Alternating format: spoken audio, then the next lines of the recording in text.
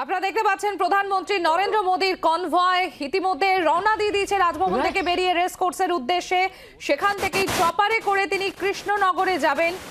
কৃষ্ণনগরে প্রথমে একটা প্রশাসনিক সভা রয়েছে, সরকারি সভা রয়েছে এবং তারপর তিনি কলেজ মাঠে বক্তব্য রাখবেন।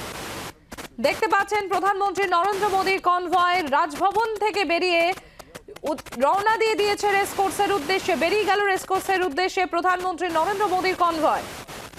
রাজভবন থেকে বেরোলেন প্রধানমন্ত্রী। রাজভবন থেকে বেরিয়ে তার গন্তব্য এখন রেস কোর্স থেকে চপারে করে তিনি পৌঁছে যাবেন কৃষ্ণনগরে। 10:30টায় কৃষ্ণনগরে প্রশাসনিক সভা রয়েছে, সরকারি সভা রয়েছে প্রধানমন্ত্রী নরেন্দ্র মোদীর। আপনারা দেখতে পাচ্ছেন প্রধানমন্ত্রীর কনভয় রাজভবন থেকে বেরিয়ে রওনা দিয়ে দিয়েছে রেস কোর্সের উদ্দেশ্যে। কিছুক্ষণের মধ্যেই পৌঁছে যাবেন তিনি রেস কোর্সে।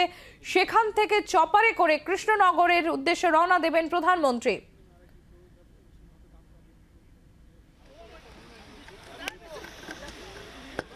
রেস কোর্স থেকে আমাদের প্রতিনিধি প্রবীর চক্রবর্তী রয়েছেন আমাদের সঙ্গে। প্রবীর, আমরা যেটা দেখতে পেলাম রাজভবন থেকে বেরিয়ে গিয়েছে প্রধানমন্ত্রীর কনভয়, আর মাত্র কিছুক্ষণের অপেক্ষা তিনি পৌঁছে যাবেন রেস কোর্সে। সেখান থেকেই চপার ধরবেন তিনি। একদমই দেখো যে দুদিনের সফর প্রধানমন্ত্রী এই পশ্চিমবঙ্গের সরকারি অনুষ্ঠান এবং রাজনৈতিক কর্মসূচি দলের, সেই দুদিনের কর্মসূচির আজকে দ্বিতীয় দিন।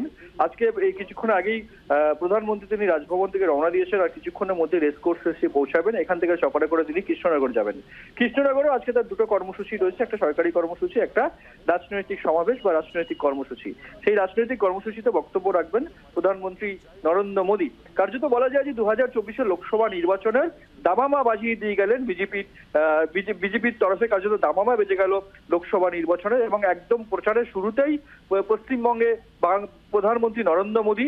এবং গতকাল আমরা দেখেছি যে তিনি কার্যত টিএমসি কে সন্দেশখালী থেকে শুরু করে করাপশন বিভিন্ন ইস্যুতে ছাঁচা ভাষা আক্রমণ করেছেন। আজকে কৃষ্ণনগরে যাবেন প্রধানমন্ত্রী, সেখানেও তার সমাবেশ রয়েছে, রাজনৈতিক সমাবেশ রয়েছে, সরকারি অনুষ্ঠান রয়েছে।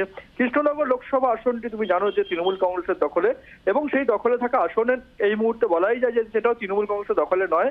তার কারণ হচ্ছে সেখানকার যিনি সাংসদ মহুয়া মৈত্র, তিনি কিন্তু বহিষ্কৃত হয়েছেন সংসদ থেকে। সেই জায়গায় দাঁড়িয়ে কৃষ্ণনগর তৃণমূল কংগ্রেসের যেমন টার্গেট, বিজেপির অন্যতম টার্গেট এবার কৃষ্ণনগর লোকসভা আসন জেতা। সেই জায়গা থেকে কৃষ্ণনগর আজকে বেছে নিয়েছে বিজেপি নেতৃত্ব এবং সেখানে বক্তব্য রাখবেন প্রধানমন্ত্রী। এবং আর কিছুক্ষণের মধ্যে প্রধানমন্ত্রী রেস কোর্সে এসে পৌঁছে তিনি কৃষ্ণনগরের উদ্দেশ্যে রওনা দেবেন। কৃষ্ণনগরের কর্মসূচি শেষ করে তিনি কিন্তু আজকেই দিল্লি ফিরে যাবেন। প্রবীর, আর কিছুক্ষণের মধ্যেই তো তার রেস কোর্সে পৌঁছে যাওয়ার কথা। কি ছবিটা এখন ওখান থেকে দেখতে পাচ্ছ? স্বাভাবিকভাবে প্রধানমন্ত্রী তিনি এখানে আসবেন। স্বাভাবিকভাবে নিরাপত্তা যত রকম স্তরীয় নিরাপত্তার ব্যবস্থা থাকে। প্রবীর, এই মুহূর্তে কি রেস কোর্সে প্রধানমন্ত্রীর কনভয় ঢুকলো? একদমই দেখো, তুমি দেখতে পাচ্ছ সেই ছবি যে রেস কোর্সের কাছাকাছি একদম প্রধানমন্ত্রী তার কনভয় দেখা যাচ্ছে, তিনি ঢুকছেন এবং আর কিছুক্ষণের মধ্যে এই রেস কোর্সে যাবেন। এখান থেকে চপারে কিন্তু তিনি কৃষ্ণনগর উদ্দেশ্যে রওনা দেবেন। বাংলার আওয়াজ, বাঙালির আবেগ, জি 24 ঘন্টা।